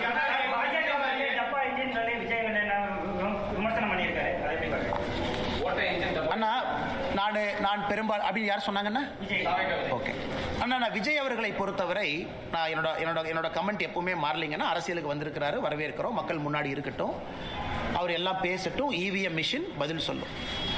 ஆனா விஜய் அவர்கிட்ட இன்ஜின் இருக்கான்னு எனக்கு தெரியலையே. அட்லீஸ்ட் எங்ககிட்ட இன்ஜின் இருக்கு, டபுள் இன்ஜின் இருக்கு. விஜய் அவங்க இன்ஜினையே நம்ம பார்க்கலையே. அது இன்ஜின் இருக்கா, இல்ல கார்பரேட்டர் இருக்கா, அந்த இன்ஜினை ஸ்டார்ட் பண்றக்கு ஆள் இருக்கா, அந்த இன்ஜின் வந்து ஒரு சேசியில் மாட்டுவாங்களான்னு. வண்டி இல்லை, சேசி இல்லை, இன்ஜின் இல்லை, அதுக்குள்ளே போடுற பெட்ரோல் இல்லை, டீசல் இல்லை. ஆனால் இன்னைக்கு விஜய் அவர்கள் தமிழ்நாட்டில் ஒரு அரசியல் கட்சி இன்ஜினை பற்றி பேசக்கூடாதுன்னா அது திரு விஜய் அவர்கள் இன்ஜினை பற்றி பேசக்கூடாது. ஒருவேளை 234 தொகுதியில் கேண்டிடேட் போடுறார், ஒத்துக்கிற இன்ஜின் இருக்கு. 234 கேண்டிடேட்டும் மக்கள் ஏத்துக்கிறாங்க, அதுக்கு போடுற பெட்ரோல் இருக்கு. விஜய் வெளியே வந்து வீதி வீதியாக தெரு தெருவாக பிரச்சாரம் பண்றார், சேசி இருக்கு. மக்கள் ஓட்டு போட்டு ஒரு நல்ல சதவீதம் வர்றாரு, அந்த வண்டி ஓடுது. இன்ஜினே இல்ல, சேசி இல்ல, பெட்ரோல் இல்ல, டீசல் இல்ல. அவங்கெல்லாம் இன்னைக்கு பாரதிய ஜனதா கட்சியை பார்த்து டப்பா இன்ஜின், இந்த இன்ஜின்ங்கிறாங்க. அடுத்து திரு ஸ்டாலின் அவர்கள் சொன்னது எனக்கு டிஎம்கே எப்படின்னாங்கன்னா, ஐயா அந்த எல்லாம் ஓடி போயிட்டாங்கன்னா அந்த ஸ்கூல் ஹாஸ்டல்ல, காலேஜ் ஹாஸ்டல்ல பாத்ரூம்ல போய் சில பேர் கிறுக்குவாங்க. அந்த கறிக்கட்டை எடுத்துட்டு போய் பாத்ரூம்ல கிறுக்குவாங்க. நம்மள அந்த பப்ளிக் பாத்ரூம் போனா கறிக்கட்டையில கிறுக்குவாங்க. இன்னைக்கு அந்த மாதிரி கிறுக்கக்கூடிய கட்சியாக திமுக மாறி இருக்கு. போஸ்டர் ஒட்டுறானுங்க, ஏமா ஒட்டுறானே தெரியாது. இந்த பாத்ரூம்ல கிறுக்கிறவன் அசிங்கமா இந்த காலையில் 2 மணிக்கு போய் இந்த பொது கழிப்பிடத்துல முகத்தை மூடிட்டு போய் கறிக்கட்டையில் எழுதிட்டு வருவான். இன்னைக்கு திமுக கார டப்பா இன்ஜின் ஒட்டுறானா காலையில முகத்தை மூடிட்டு போய் ஒட்டிட்டு வர்றான். ஏன்னா உனக்கே தெரியும் நீ ஒட்டுறதே ஒரு நான்சென்ஸ். தமிழ்நாடு மக்கள் அதை ஏத்துக்க மாட்டாங்கன்னு தெரியும். அதனால இவங்க சும்மா போய் போஸ்ட் ஒட்டுட்டோம். நேற்று பார்த்தேன் சென்னையில் வந்து இந்த பட்ஜெட்ல தமிழ்நாட்டுக்கு அல்வா கொடுத்துட்டாங்கன்னு. ஒரு அல்வா வாங்கி கொடுத்தது எப்படி இருந்துச்சுன்னா, டிஎம்கே ஆட்சி 5 வருஷம் முடிஞ்சு தமிழ்நாட்டு மக்களுக்கு அல்வா கொடுத்ததாகத்தான் நான் பார்த்தேன். சென்னை முழுவதுமே ஒரு கையில் ஒரு போஸ்டரை வச்சுக்கிட்டு அல்வாவை கொண்டே வீடு வீடாக கொடுத்துக்கிட்டு இருந்தாங்க. அதனால முதலமைச்சர் அவர்கள் கஷ்டப்பட்டாரு, அப்படி இப்படின்னு பண்ணார். ஆனா ஒண்ணுமே கிரவுண்ட் லெவல்ல ரிஃப்ளெக்ட் ஆகல. சட்டம் ஒழுங்கு தரிகட்டு போயிருக்கு. இதையெல்லாம் இன்னும் ஒரு 50-60 நாள் தானா நீங்களும் பார்க்க போறீங்க, நாங்களும் பார்க்க போறோம். தமிழ்நாட்டில் அமைந்தது வந்து பாஜக தலைமையிலான கூட்டணி தான் அப்படின்னு சொல்லிட்டு 6 மாதத்துக்கு முன்பு நீங்க அந்த பேரே சொல்லாமல் சொல்லிட்டு தேசிய தலைமையிலான கூட்டணி தான். அதே வந்து விஜய் வந்து சொல்லியிருக்காரு. அப்படிங்கிற போது அந்த அமைப்பு தான் இருக்கா தமிழ்நாட்டில். அண்ணா ஒரு விஷயத்தை புரிஞ்சுக்கணுங்கண்ணே, நாங்கள் எல்லாமே ஒரு கட்சியினுடைய தொண்டர்கள். விருப்பு வெறுப்பு இருந்தாலும் கூட எங்களுடைய தலைவர்கள் முடிவு செய்த பிறகு நாங்கள்லாம் களத்தில் பாடுபடுறோம். தமிழகத்தில் இருப்பது அனைத்து இந்திய அண்ணா திராவிட முன்னேற்ற கழகம் தலைமையிலான தேசிய ஜனநாயக கூட்டணி. இந்த எலெக்ஷனுக்கு போகிறோம். இதற்கு முந்தைய முதலமைச்சர், இன்றைய முதலமைச்சருடைய வேட்பாளராக இருக்கக்கூடிய அண்ணன் எடப்பாடி பழனிசாமி அவர்கள் தலைமையில் நாங்கள் போகிறோம் களத்துக்கு. இதை நம்முடைய தலைவர்கள் எல்லாம் முடிவு பண்ணிட்டாங்க. இதுக்கு பிரச்சாரம் நடந்தாச்சு. கீழே எங்கள் தொண்டர்கள் வீதி வீதியாக தெரு தெருவாக வேலை பார்க்குறாங்க. இன்னைக்கு விஜய் அவர்கள் எப்படின்னாங்கன்னா, நான் ஏற்கனவே சொன்னேன்னா அவரை சும்மா நான் தேவையில்லாமல் ஒரு குற்றம் சுமத்த விரும்பல. அரசியலுக்கு வந்திருக்கிறாங்க, வந்து பண்ணட்டும். ஆனால் இன்னைக்கு பேசும் பொழுது அவருக்கு என்னன்னா, மக்கள் கைத்தட்டணும், விசில் அடிக்கணும், அவங்க வந்து ஏதாச்சும் ஆரவாரமாக பேசணும். அதற்காகத்தான் விஜய் அவர்களுடைய பேச்சு இருந்ததாகத்தான் நான் பார்க்குறேன். அது ரொம்ப சப்ஸ்டன்ஸா மக்களை சிந்திக்க வைக்கிற அளவுக்கு, எதற்காக நான் இத்தனை கட்சிகளை தாண்டி உங்களுக்கு ஓட்டு போடணும், உங்க பாலிசி என்ன, உங்க ப்ரோக்ராம் என்ன, நீங்க தமிழ்நாட்டுக்கு என்ன செய்ய இதுவரைக்கும் செய்யாதது என்ன செய்ய போறீங்க அப்படிங்கிறத நான் பார்க்கலீங்கன்னா. ஸோ விசிலுக்காக, ஒரு கைத்தட்டலுக்காகத்தான் விஜய் அவர்கள் பேசினாங்க. அதில் தான் அந்த கூட்டணியை பற்றி பேசினதாக மட்டும்தான் நான் பார்க்குறேன். அதில் ஒரு சப்ஸ்டன்ஸும் ஒரு டெப்த்தும் தமிழ்நாட்டு மக்களை சிந்திக்கக்கூடிய விதத்தில் இருந்ததா நான் பார்க்கல. அதனால் அதை அப்படியே கடந்து நம்ம போயிடலாம். எல்லோருக்குமே தெரியும், 4 பேர் 4 சொல்லத்தான் செய்வாங்க. அதை பற்றி எங்களுக்கு கவலை இல்லை. கல்வி, டாஸ்மாக் எதிர்ப்பு, இந்த தேர்தல் அதில் முக்கியத்துவம் கொடுமா பாஜக தேர்தல் அறிக்கையில்? அண்ணா இன்னைக்கு எங்களுடைய முன்னாள் மாநில தலைவர், முன்னாள் ஆளுநர் அக்கா தமிழிசை அவர்கள் தமிழ்நாடு முழுவதுமே இன்னைக்கு சுற்றுப்பயணம் செய்ய இருக்கிறாங்க. அந்த குழுவோடு மக்களுடைய எண்ணங்களை பிரதிபலிக்கக்கூடிய வகையில் வண்டிகள் இன்னைக்கு எல்லா மாவட்டத்துக்கு போயிருக்கு. அதில் மக்கள் இன்னைக்கு அந்த பெட்டியில் போட போகிறாங்க என்ன வேணும். நாங்கள் உறுதியாக இருக்கின்றோம், ஒரு ஆரோக்கியமான தமிழ்நாட்டை எடுத்துகிட்டு போகணும். அதே நேரத்தில் இன்னைக்கு அனைத்து இந்திய அண்ணா திராவிட முன்னேற்ற கழகம் அவங்க ஒரு தேர்தல் அறிக்கையை கொண்டு வர போகிறாங்க. பாரதிய ஜனதா கட்சியினுடைய தேர்தல் அறிக்கை. இது சம்பந்தப்பட்ட தலைவர்கள் கலந்து பேசி அதை வெளியே கொண்டு வரணும். அது என்னுடைய இலாக்கா இல்லை, என்னுடைய சப்ஜெக்ட் இல்லை. நான் இன்னைக்கு பேசுறது பட்ஜெட்டை பற்றிங்கன்னா, அந்த இலாக்கா அந்த சப்ஜெக்ட் பேசுறதுக்கு நயினார் அண்ணன் இருக்கிறாங்க, தமிழிசை அக்கா இருக்கிறாங்க. அதனால் அவர்கள் பதில் சொல்வார்கள். இது எப்படிப்பட்ட, எனக்கு ஒரு தனிப்பட்ட முறையில் ஒரு கனவு இருக்கு. கட்சியின் அடிப்படையில் ஒரு தனிப்பட்ட மனிதனுடைய கனவெல்லாம் கட்சியினுடைய அறிக்கையில் வருவதற்கான சாத்தியக்கூறுகள் இருக்காது. அது இருப்பதற்கான வாய்ப்பும் இல்லை நடைமுறை அரசியல்ல. அதனால் 2026 தேர்தல் அறிக்கையை பொறுத்தவரை ஒரு கட்சி அலையன்ஸை லீட் பண்றாங்க. மற்ற கட்சிகள் தேர்தல் அறிக்கையை தயாரிக்கும் பொழுது பிரச்சனை இல்லாத அளவுக்கு அந்த அறிக்கை இருக்கணும். அதெல்லாம் பக்குவப்பட்ட தலைவர்கள் இருக்கிறாங்க. அதை அவர்கள் முறையாக கொண்டு வருவாங்க. அந்த சம்பந்தப்பட்ட தலைவர்கள்ட்ட நீங்கள் அந்த கேள்வியை கேட்குமாறு அன்போடு கேட்டுக்கொள்ளுங்க. இன்னைக்கு வந்து அண்ணன் கேள்வியை கேட்கணும். ஒரு வாய்ப்பு ராகுல் காந்தி பெரிய நரேந்திர மோடி ஒரு பிஎம் அவர் எஸ்கேப் ஆயிட்டாரு, அமித்ஷா எஸ்கேப் ஆயிட்டாங்க, சைனா பத்தி எழுதாத புஸ்தகம் பத்தி ஒரு ஸ்டேட்மெண்ட் கொடுத்தாங்க. ஆனா நேற்று நம்முடைய மாண்புமிகு எதிர்க்கட்சி தலைவர் ஐயா ராகுல் காந்தி அவர்கள் பாராளுமன்றத்தில் ஒரு சர்ச்சைக்குரிய பேச்சிருக்கிறாங்க. என்ன பேசியிருக்காங்கன்னா, நம்முடைய இதற்கு முன்பு ஆர்மியினுடைய சீஃபாக இருந்த ஜெனரல் நாரான்வே அவர்கள் ஒரு புத்தகத்தில் எழுதியிருந்தாங்க, 2020 சைனாவுடைய இன்ஃபென்ட்ரி பிரிகேட் அவங்க மூவ் பண்ணி லடாக் நோக்கி வரும் பொழுது நான் இவங்களுக்கு ஃபோன் பண்ணேன், அவங்களுக்கு ஃபோன் பண்ணேன். ஸோ ராகுல் காந்தி அவர்கள் பாராளுமன்றத்தில் ஒரு எதிர்க்கட்சி தலைவராக பேசும் பொழுது ஜெனரல் நரான்வே அதை பற்றி சொல்லியிருக்கணும், ஒரு புத்தகம் இருந்திருக்கணும். அதற்கு அமித்ஷாஜி அவர்கள், நம்முடைய உள்துறை அமைச்சர் அவர்கள் பாராளுமன்றத்திலே பதில் கொடுத்தாங்க, அந்த மாதிரி புத்தகமே இல்லை, அந்த மாதிரி அவங்க எழுதவே இல்லை, அந்த மாதிரி நரான்வே எங்கேயும் சொல்லவே இல்லை. இது ஏதோ ஒரு மேகசின்ல யாரோ எழுதுனதை எப்படி வந்து எதிர்க்கட்சி தலைவர் ஒரு புத்தகம் நீங்க பேசலாம்? அதே ஒரு குற்றம் பாராளுமன்றத்தில். Because misguiding the parliament of India, misguiding the people of our country. ஆனால் ராகுல் காந்தி அவர்கள் பாராளுமன்றத்தில் நேற்று பேசியது பச்சை பொய், அது எல்லாருக்குமே தெரியும். அது அன்சப்ஸ்டான்ஷியேட்டட் அன்வெரிஃபைட் அலிகேஷன். அது நாராயண்வே அவர்கள் சொல்லியிருந்தால் பதில் நாங்கள் சொல்றோம், இல்ல ஜெனரல் அவங்க பப்ளிஷ் பண்ணியிருக்கக்கூடிய புக்கில் அது இடம் பெற்றிருந்தால் அதற்கான பதிலை நம்முடைய அரசு கொடுப்பதற்கு கடமைப்பட்டிருக்கிறோம், கொடுக்கிறோம். ஆனா 1008 மேகசின்ல 10,000 பேர் எழுதுவாங்க.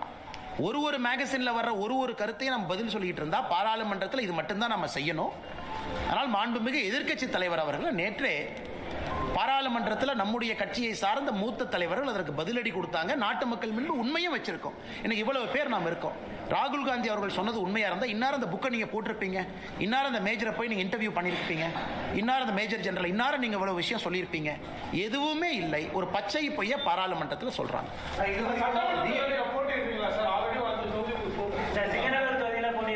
நான் வந்து நம்முடைய கட்சி தலைவர்கள் நயினாரன் அவர்களுக்கு நான் வேண்டுகோள் விடுத்திருக்கின்றேன். இந்த நேரத்தில் வந்து கொஞ்சம் என் தந்தையாரனுடைய உடல்நிலை, அவரை பார்த்துக்கணும். அதனால தான் அதிகமாக இன்னைக்கு கோயம்புத்தூர் பகுதியில் இருக்கேன். அப்பா அவங்க கொஞ்சம் டயாலிசிஸில் இருக்காங்க. I have to take care of him. என்னுடைய முதல் கடமை அது. அதனால் இன்றைக்கி அந்த அடிப்படை வேலைகள் என்னால் செய்வதற்கான சாத்தியக்கூறுகள் இல்லை. என்னால் அதிகமாக ட்ராவல் பண்ண முடியாதுங்கிற வேண்டுகோளை வச்சிருக்கிறேன்.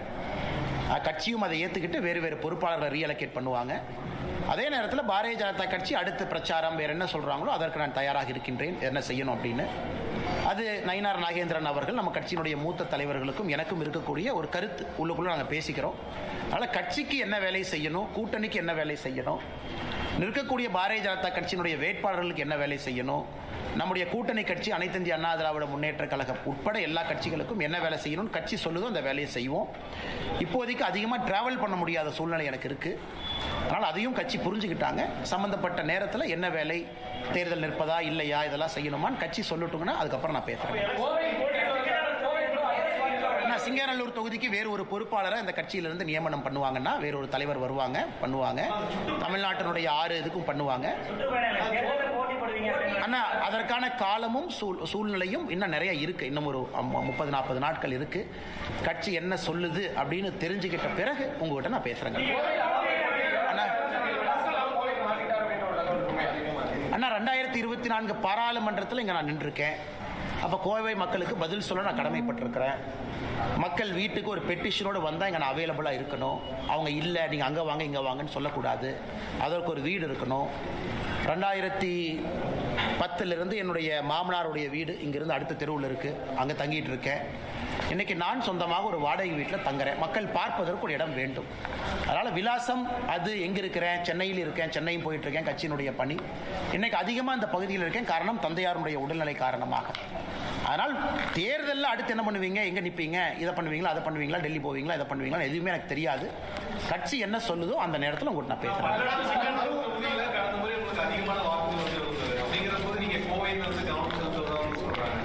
இல்லை, கோயம்புத்தூர்ல பாரதிய ஜனதா கட்சி அனைத்து இந்திய அண்ணா திராவிட முன்னேற்ற கழகம் கூட்டணி அங்க வெற்றி பெறணும். அது நம்முடைய தொண்டராக நம்முடைய கடமை. இங்கே நமக்கு ஒரு சிட்டிங் எம்எல்ஏ இருக்கிறாங்க. கோயம்புத்தூர் தெற்கு தொகுதியில் வானதி ஸ்ரீனிவாசன் அவங்க இருக்கிறாங்க. அவர்கள் மறுபடியும் கட்சி அக்காவை நில்லுங்கன்னு சொல்லும் பொழுது அக்கா வெற்றி பெற்று மறுபடியும் பெரிய அளவில் அவங்க போகணும், இன்னும் அதிகமான மெஜாரிட்டியோடு போகணும். அதெல்லாம் எங்களுடைய கடமை.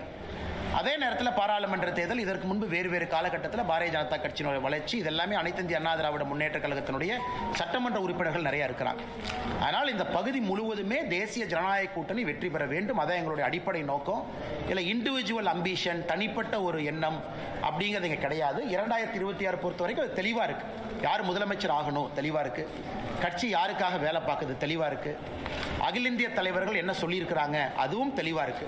அதற்காக நாங்கள் எல்லோரும் வேலை பார்க்குறோம். ஆனால் சாரி, ஆனால் கட்சி தொண்டர்களை பொறுத்தவரை அண்ணாமலையும் ஒரு தொண்டன் தான்.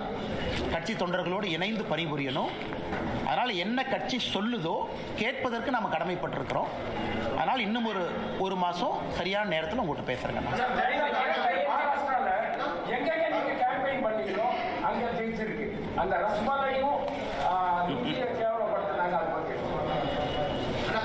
நான் பேசுபவர்கள் பேசுவாங்கன்னா அரசியலை பொறுத்த வரைக்கும் நான் சில இடத்துல பதில் சொல்வதை விட மௌனம் காட்பது சரி அப்படிங்கிற முடிவுக்கு வந்துட்டேன். குறிப்பாக அந்த மகாராஷ்டிராவுக்கு முன்பே இருந்து பேசுகிறவங்க பேசத்தான் செய்வாங்க.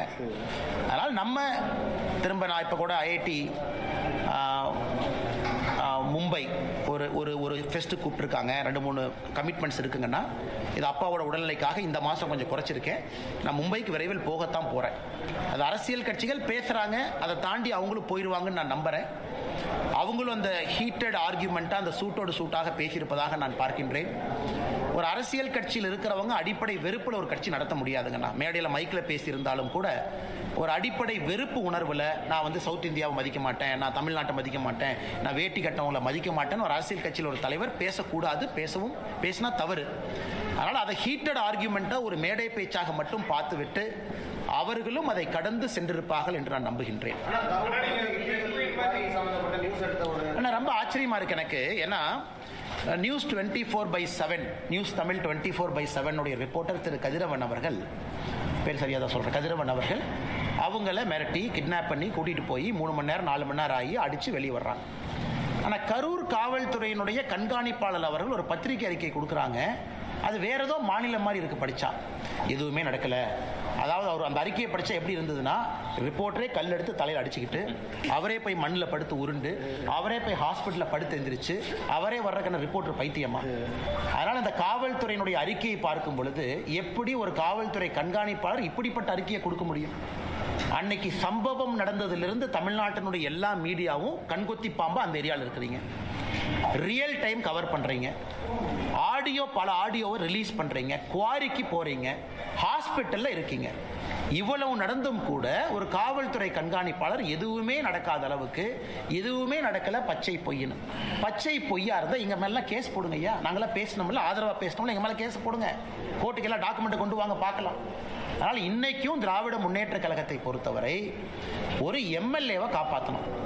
அந்த எம்எல்ஏ தொடர்ந்து சர்ச்சையில், ஒரு சர்ச்சையிலிருந்து ஒரு சர்ச்சை, அதிலிருந்து அடுத்தது கல்குவாரி யார் பேர்ல இருக்கு, அதை யார் டாமினேட் பண்றாங்க எல்லாத்துக்குமே தெரியும். தமிழ்நாடு முழுவதும் இல்லீகல் மைனிங்கை பத்தி தெரியும்.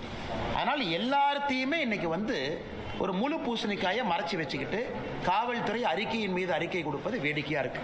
ஆனா எல்லா நண்பர்களுக்கும் நன்றிங்கண்ணா. அப்படின்னா செய்தித்துறை அமைச்சர் அந்த துறையில் இருப்பதற்கே லாயக்கில்லை நாம சொல்லணும்.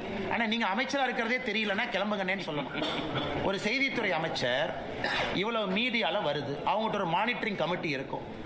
எல்லா செய்தித்துறை அமைச்சர் ஆஃபீஸில் உங்கள் டிவி எல்லாம் பார்க்குறக்கு ஆள் இருப்பாங்க. அண்ணா ஃப்ளாஷ் நியூஸ் போடுறாங்கன்னு அமைச்சர்கிட்ட சொல்லுவாங்க. அவர் சம்மந்தப்பட்ட இலாக்காக்கு ஃபோன் பண்ணி அண்ணா என்ன உண்மைன்னு கேட்டுக்க வேண்டிய பொறுப்பு இருக்கு. இவ்வளவு நடந்தும் கூட ஒரு செய்தித்துறை அமைச்சர் என்ன நடக்குதுன்னே தெரியலனா அந்த செய்தித்துறை அமைச்சர் அந்த பொறுப்புக்கு இருக்கக்கூடிய தகுதியான நபரான்னு நான் கேட்குறேன். அது உங்க கடமை. ஊடகத்துறையை மானிட்டர் பண்றது உங்க கடமை. ஊடகத்துறைக்கு ஹெல்ப் பண்றது உங்க கடமை. ஒரு ஃப்ளாஷ் நியூஸ் வந்தால் ரியாக்ட் பண்ண வேண்டியது உங்க கடமை. மாநில அரசுக்கு பேசி அறிக்கை கொடுக்க வேண்டியது உங்க கடமை. இதையெல்லாம் நாங்க திமுகவின் மீது குற்றம் சுமத்தினா உடனே அறிக்கை வரும். நைட் 2 மணிக்கு அறிக்கை வரும். ஆனா ஒரு நியூஸ் ரிப்போர்ட்டர் தூக்கிட்டு போய் அடிச்சிருக்காங்கன்னு இவ்வளவு தூரம் பேசினதுக்கு அப்புறம் கூட எனக்கு தெரியலன்னு சொன்னாங்கன்னா எப்படி ஏத்துக்க முடியும்? அதனால் ஸ்ரீரங்கத்தினுடைய தொகுதி மக்கள் அதை பார்த்துக்கிட்டு தான் இருக்கிறாங்க. அந்த பகுதியினுடைய மக்கள் அதை பார்த்துக்கிட்டு தான் இருக்கிறாங்க. கரூர் மக்களும் இதை பார்த்து கொண்டுதான் இருக்கின்றார்கள். காவல்துறையினுடைய அட்டூழியம், 41 பேர் இறந்ததிலிருந்து காவல்துறையினுடைய செயல் நடவடிக்கை எல்லாத்தையும் பார்த்துட்டு இருக்கிறாங்க. 2026 தேர்தல் அதற்கு பதில் சொல்லும். ஆனா இன்னைக்கு ஒரு மாவட்ட ஆட்சியர் ஒரு கோர்ட் முன்னாடி வந்து அங்க இருக்கக்கூடிய police commissioner, deputy commissioner, assistant commissioner மொத்த குழுவா வந்து ஒரு கோர்ட்ல மன்னிப்பு கேட்கறாங்கன்னா இது ஒரு சாதாரண நிகழ்வாக யாரும் கடந்து விடக் கூடாது. ஏன்னா ஒரு ஸ்டேட், ஒரு மிஷனரி, முதலமைச்சர் கோட்டையில் இருக்கிறார். ஆனா அந்த மாவட்டத்திற்கான கவர்மெண்ட் யாருன்னா இவங்க தான்.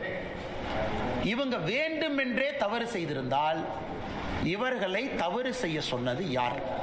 அதனால என்னை பொறுத்தவரை மாவட்ட ஆட்சியர், police commissioner, deputy commissioner, assistant கமிஷனருடைய தொலைபேசியை கால் ரெக்கார்டை கோர்ட் வாங்கி அதை ஃபோரன்சிக் ஆடிட் பண்ணி இந்த சம்பந்தப்பட்ட நேரத்தில் யாரெல்லாம் அவங்களுக்கு பேசினாங்க, மேல இருந்து உத்தரவு வந்துச்சா, ஸ்வான் அப்படின்னு நம்ம சொல்லுவோம். கோர்ட்ல வந்து சத்திய பிரமாணம் எடுத்து அவங்க சொல்லணும்.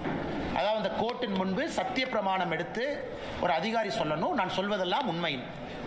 அந்த மாதிரி இன்னைக்கு திருப்பரங்குன்றம் விவகாரத்தில் ஆட்சியர், police commissioner, deputy commissioner, assistant commissioner 4 பேரும் ஸ்வான் சத்திய பிரமாணம் செய்து உண்மையை சொல்லணும். யார் போன் பண்ணா, யார் 144 போட சொன்னா, 144 போட்டதே ஃப்ராடுன்னு திருப்பரங்குன்றத்தினுடைய இஷ்யூல மதுரை ஹைகோர்ட் டிவிஷன் பெஞ்ச் சொல்லிட்டாங்க. ரெக்கார்டை பார்த்தோம், அதே ஃப்ராடு. அப்படி இருக்கும் பொழுது இல்லாத ஒரு ரெக்கார்டை உருவாக்கி 144 போட்டிருக்கிறாங்க. அதனால் அவர்கள் மன்னிப்பு கேட்டது பத்தாது. மாண்புமிகு நீதியரசர் அவர்கள் இன்னும் ஒரு படி முன்னாடி போய் அவங்களுக்கு யாரு போன் பண்ணாங்க அந்த காலகட்டத்தில் அப்படிங்கிறதையும் கண்டுபிடித்து அவங்கள சத்திய பிரமாணம் செய்து இதையெல்லாம் சொல்ல வைச்சா தான் உண்மையான இஷ்யூ வெளியே வரும். சாரிங்க ஐயா, தப்பு பண்ணிட்டோங்க ஐயா, மன்னிச்சுங்க ஐயா, நாங்கள் வந்து லா அண்ட் ஆர்டருக்காக இப்படி பண்ணுங்க ஐயா, நாங்கள் நீங்கள் சொன்னதை பண்ணுங்க ஐயான்னு சொல்லிட்டு அப்படியே எஸ்கேப் ஆகி போயிடக்கூடாது. அதனால் நீதியரசர் அவர்கள் இதை கடுமையாக எடுக்கணும். அப்போ தான் இன்னொருக்கா தப்பு பண்ணுற அதிகாரிக்கு புத்தி வரும். தமிழ்நாட்டில் எங்கேயாச்சும் ஒரு அதிகாரி நேர்மையாக தான் இருக்கிறாங்க பாவம், அந்த அதிகாரியை ஃபோன் பண்ணி தொந்தரவு பண்ணி தப்பு பண்ணுங்கன்னு எங்கேயாச்சும் சொன்னாங்கன்னா அது நடக்கக்கூடாது என்பதற்காக இந்த திருப்பரங்குன்றம் இஷ்யூல நீதியரசர் அவர்கள் இந்த அதிகாரிகளை வைத்து உண்மையை கண்டுபிடித்து மக்களுக்கு சொல்ல வேண்டும் என்பது எங்களுடைய வேண்டுகோள்.